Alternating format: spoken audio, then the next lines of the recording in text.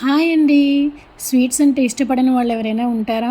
అందులోనూ జ్యూసీగా ఉంటే అస్సలు వదలరు కదా. ముందుగా మైదా పిండిని చల్లించుకొని గోరువెచ్చని నీళ్ళతోటి చపాతీ పిండిలాగా కలుపుకోవాలి. గోరువెచ్చని నీళ్ళతో కలుపుకుంటే మెత్తగా వస్తుందండి పిండి. అంతా ఒకసారి కలిపాక ఒకసారి మర్దనా చేసుకుంటే సరిపోతుంది.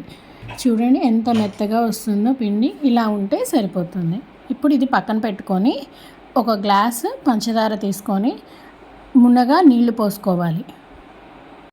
అలానే ఎక్కువ వాటర్ పోసుకోకండి, ఇలా పోసుకుంటే సరిపోతుంది. ఇప్పుడు స్టవ్ మీద పెట్టుకొని షుగర్ కరిగేదాకా మనం ఉంచుకొని వేరే గిన్నెలోకి వడగట్టుకుందాం. ఎందుకంటే ఏదైనా నలకలు ఉన్నాయనుకోండి అవి పోతాయి కాబట్టి ఇలా వడగట్టుకుంటే సరిపోతుంది.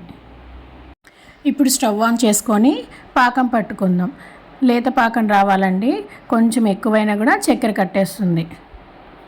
పాకం తెలియని వాళ్ళు కరెక్ట్గా 20 నిమిషాలు టైం పెట్టుకోండి, పాకం కరెక్ట్గా వస్తుంది. ఇదిగోండి నేను చూపిస్తున్నట్టుగా ఇలా లేత పాకం రావాలి, అంటే ఒక స్ట్రింగ్ లాగా వస్తే సరిపోతుంది.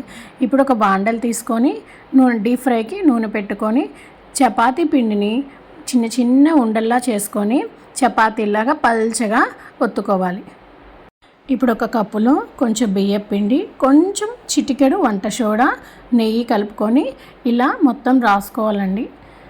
తర్వాత ఈ విధంగా మడత పెట్టుకొని రోల్ చేసుకొని మళ్ళీ చపాతీలా చేసుకోవాలి.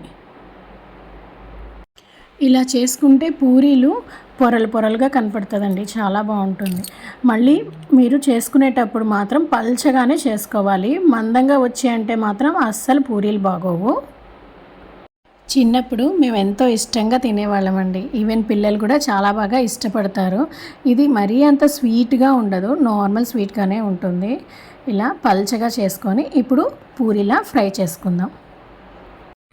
ఏ పిండి వంటలు చేసినా వేడి మీద తింటే ఆహా ఎంత అద్భుతంగా ఉందో కదా అని అనుకుంటాం కదా. ఇది కూడా అలాగే అండి. ఈ రెసిపీ కూడా మనం నోట్లో ఇలా వేస్తే అలా కరిగిపోతుంది, ఎంతో టేస్టీగా ఉంటుంది. ఒక్కసారి మీరు తిన్నారంటే మాత్రం రుచి మాత్రం మర్చిపోరు. ఇలా పూరీలా చేసుకోవాలి, మరి డీప్గా ఫ్రై చేసుకోకండి, అప్పడంలాగా వస్తుంది. ఇలా చేసుకున్న దాన్ని షుగర్ సిరప్లో వేసుకొని ఒకసారి దాన్ని ముంచితే షుగర్ సిరప్ అంతా దానికి పడుతుంది కదా. ఇంకొక పూరీ కూడా చేసుకున్నాక ఆ పూరీని తీసేసి మళ్ళీ ఇప్పుడు ఫ్రై చేసుకున్న పూరీని వేసుకోవడమే. ఇలా సేమ్ ప్రాసెస్ రిపీట్ చేస్తూ ఉండాలండి. చూడండి ఇలాగా సిరప్ జ్యూసీ లాగా కనపడుతుంది అన్నమాట పూరీ. ఇంతకీ ఈ రెసిపీ పేరేంటో చెప్పలేదు కదా, దీన్నే బాదం పూరి అంటారు. ఇది 1 వీక్ దాకా స్టోర్ చేసుకోవచ్చండి. మరిన్ని వీడియోస్ కోసం నా ఛానల్ని సబ్స్క్రైబ్ చేసుకోండి. Thank you for watching.